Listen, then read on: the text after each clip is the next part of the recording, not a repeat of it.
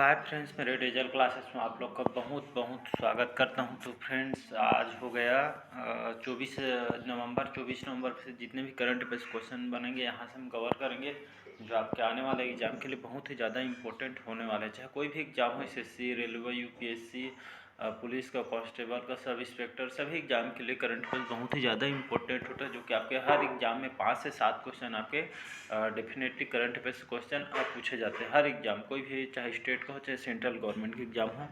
तो चलिए आज का इंपॉर्टेंट करंट अफेयर्स जो कि यहाँ पे कवर करेंगे। जो आपके चैनल में अगर नए होंगे, चैनल को सब्सक्राइब करके रख लीजिएगा ताकि आप तक नोटिफिकेशन पहुँच पाए। मैं रोज डेली बेस पे करंट अफेयर्स का यहाँ पे पढ़ाता हूँ, तो आप तक नोटिफिकेशन पहुँच पाए, इसलिए सब्सक्राइब करके रख लीजिए और बेल आइकन को ऑन करके रखिएगा। तो स्टार्ट करते हैं यहाँ से करंट अफेयर्स। तो पहला क्वेश्चन है, हाल ही किसने ग्रेटर नोएडा आपके उत्तर प्रदेश के अंतर्गत आता है।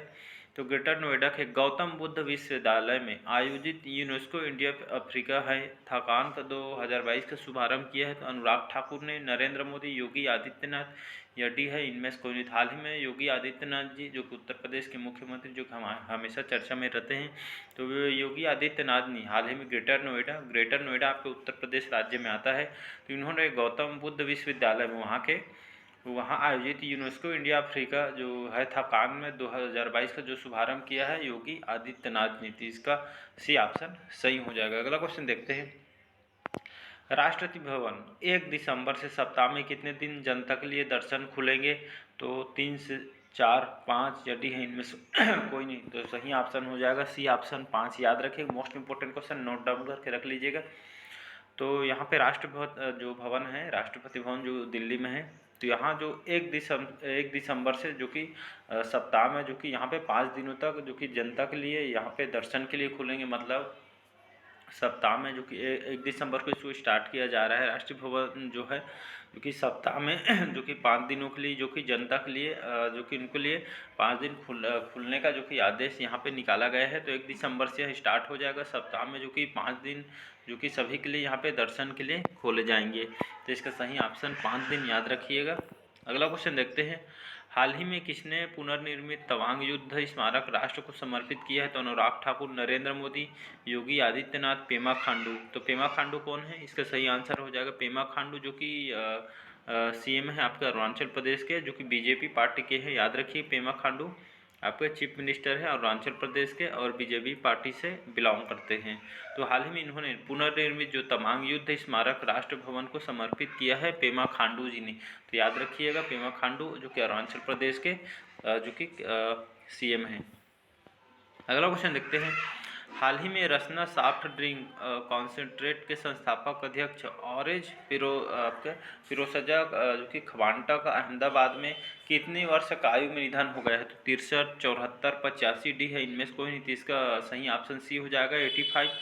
तो जो रसना सॉफ्ट ड्रिंक है, इसको सभी जानते होंगे कि जो रसना जो सॉफ्ट ड्रिंक है, जो कि इसके मालिक थे आपके ड्रिंक कॉन्सेंट्रेट के जो संस्थापक थे, अध्यक्ष ऑरेंज फिरोजशा, जो कि इसके जो कि संस्थापक हैं आपके रसना सॉफ्ट ड्रिंक्स के, जिनका अहमदाबाद में इनका निधन हो गया है 85 साल के एज में। तो याद रखिएगा, रसना जानते होंगे, एक तो सॉफ्ट ड्रिंक है जो कि टीवी वगैरह में बताते रहते हैं, पिए भी होंगे। तो इसका इनका निधन हो गया अहमदाबाद में, तो याद रखिएगा। अगला क्वेश्चन देखते हैं, हाल ही में कजाकिस्तान के राष्ट्रपति कौन चुने गए हैं। तो कासिम जोमाटा टोकायव, अली खान इस्माइलोव, या साई इनवेन, या डी है इनमें से कोई नहीं। तो इसका सही ऑप्शन हो जाएगा कासिम जोमाटा टोकायव, जो कि इनको कजाकिस्तान के राष्ट्रपति इनको चुने गए। तो हाल ही में जो कि कजाकिस्तान के जो कि राष्ट्रपति इनको चुने गए हैं। तो यहाँ पे बात करते हैं हम कजाकिस्तान। यह जो देश है कजाकिस्तान, यह यूरेशिया के जो कि स्थित एक देश है और यहाँ के जो कैपिटल है अस्ताना, यहाँ की कैपिटल है, राजधानी है अस्ताना। तो यहाँ के जो राष्ट्रपति बनाए हैं कासिम जोमाटा जो कि टोकायव को, जो कि कजाकिस्तान के राष्ट्रपति को चुने गए हैं। तो याद रखिए, मोस्ट इंपोर्टेंट क्वेश्चन है, जो नए नियुक्त से जो भी क्वेश्चन पूछ लिया जाता है। अगला क्वेश्चन 6 है, विश्व टेलीविज़न दिवस कब मनाया जाता है। तो 20 नवंबर, 21 नवंबर, 22 नवंबर, डी है इनमें से कोई नहीं। तो इसका सही ऑप्शन हो जाएगा 21 नवंबर को।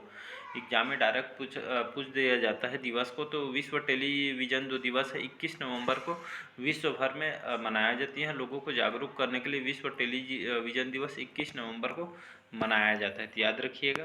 क्वेश्चन 7 हमारा, हाल ही में किसने Meltwater championship chess tour final जीता है? तो मैग्नस कार्लसन, प्रज्ञानंदा, रिगेसी या डी है इनमें से कोई नहीं आपका। तो इसका जो सही ऑप्शन हो जाएगा ए ऑप्शन मैग्नस कार्लसन। इन्होंने मेल्ट वाटर चैंपियनशिप में इन्होंने चेस टूर फाइनल जीता है। तो मैग्नस कार्लसन कौन है? तो आइए इसे देखते हैं इसको। तो मैग्नस कार्लसन जो कि एक शतरंज खिलाड़ी हैं, नॉर्वे के जो कि रहने वाले हैं, एक नॉर्वे के देश के शतरंज खिलाड़ी हैं। और वह शतरंज के जो कि शतरंज के जाने माने जो कि ग्रैंड मास्टर खिलाड़ी हैं, जो कि उन्होंने विश्व चैंपियनशिप खिलाड़ी हैं, विश्व के जो कि प्रथम स्थान के खिलाड़ी भी, जो कि मैग्नस कार्लसन को जाना जाता है, जो कि नॉर्वे के जो कि विश्व चैंपियनशिप जो कि शतरंज खिलाड़ी हैं, याद रखिएगा।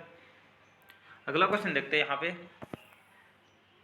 हाल ही में भारत के पूर्व फुटबॉल कप्तान बाबू मणि के कितनी वर्ष का आयु में निधन हो गया? तो मोस्ट इंपोर्टेंट क्वेश्चन है। तो 53, 54, 59 या डी है इनमें से कोई नहीं। हाल ही में 59 वर्ष की उम्र में भारत के जो पूर्व फुटबॉल कप्तान बाबू मणि का इनकी जो कि 59 वर्ष की आयु में निधन होगा। तो क्वेश्चन इंपॉर्टेंट है, याद रखिएगा। भारत के पूर्व फुटबॉलर थे जो कि इनका 59 वर्ष की आयु में इनका निधन हो गया है। नाम को याद रखिएगा, कप्तान बाबू मणि जी, इनका निधन हो गया है, जो कि एक फुटबॉलर से रिलेटेड थे।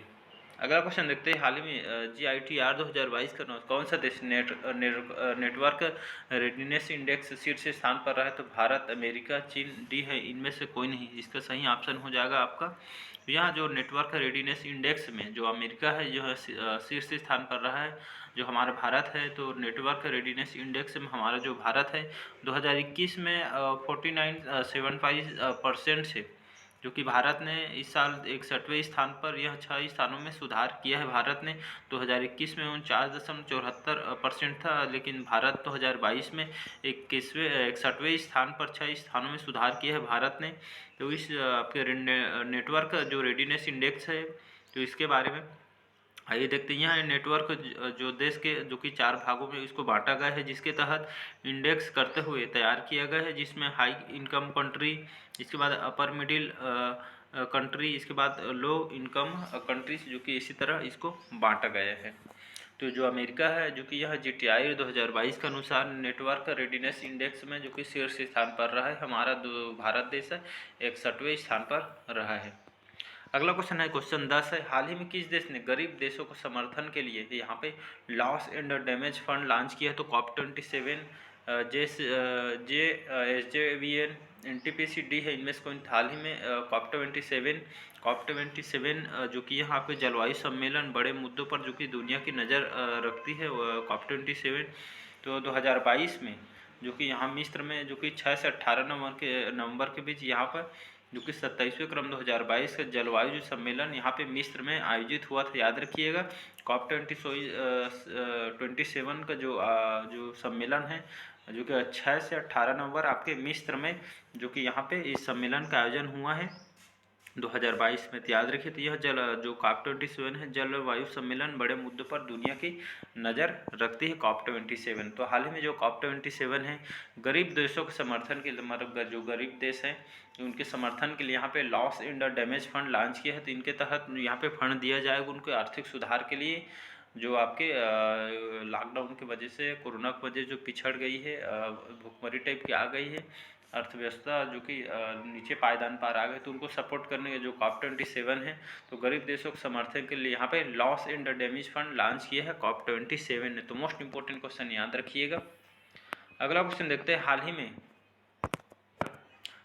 में ITTF ATTU एशियाई कप में पदक जीतने वाले पहले भारतीय जो टेबल टेनिस खिलाड़ी कौन बने? तो हरिंद देसाई, अंकिता दास, मनिका बत्रा, डी है इनमें से कोई नहीं। तो हाल ही में जो ATTF इसका फुल फॉर्म होता है आपका एशिया कप टेनिस टूर्नामेंट, इसका फुल फॉर्म होता है। तो 2022 में जो सी ऑप्शन इसका सही हो जाएगा, मनिका बत्रा। तो उन्होंने 2022 में इस टूर्नामेंट में मनिका बत्रा ने भारत की पहली T20 खिलाड़ी बनी है। इन्होंने एशियाई कप में पदक जीतने वाली जो कि भारतीय टेबल टेनिस खिलाड़ी बनी है इन्होंने, मनिका बत्रा ने, जो कि एशिया कप टेनिस टूर्नामेंट 2022 में मनिका बत्रा ने भारत की T20 खिलाड़ी बनी है। याद रखिएगा, मोस्ट इंपोर्टेंट क्वेश्चन है।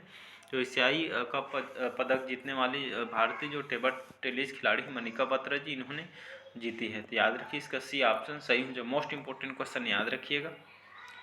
अगला क्वेश्चन हमारा लास्ट क्वेश्चन है। हाल ही में इंडो पैसिफिक रीजनल डायलॉग का चौथा संस्करण 23 से 25 नवंबर तक कहाँ पर आयोजित किया जाएगा? तो नई दिल्ली, मुंबई, चंडीगढ़, डी है इनमें से कोई नहीं। हाल ही में इंडो पैसिफिक जो रीजनल डायलॉग है ये आपके पैसिफिक कमांड है, जो कि यह एक भौगोलिक जो कि लड़ाकू कमान के रूप में राष्ट्र हितों की रक्षा जो कि करते हुए यहाँ संगठन को बनाया गया है। तो आपका जो इंडो पैसिफिक रीजनल डायलॉग का जो चौथा संस्करण है 23 से 25 नवंबर तक जिसका आयोजन किया जाएगा आपके नई दिल्ली में। तो याद रखिए इसका यह चौथा संस्करण है इंडो पैसिफिक रीजनल डायलॉग का, जो कि 23 से 25 नवंबर तक कहाँ आयोजन किया जाएगा? तो नई दिल्ली में इसका आयोजन किया जाएगा।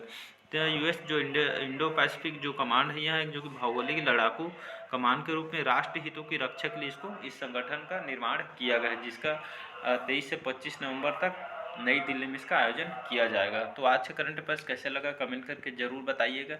अगर चैनल में नए होंगे तो चैनल को सब्सक्राइब करके रख लीजिएगा ताकि आप तक नोटिफिकेशन पहुंच पाए। तो चलिए बस आज के लिए थैंक यू।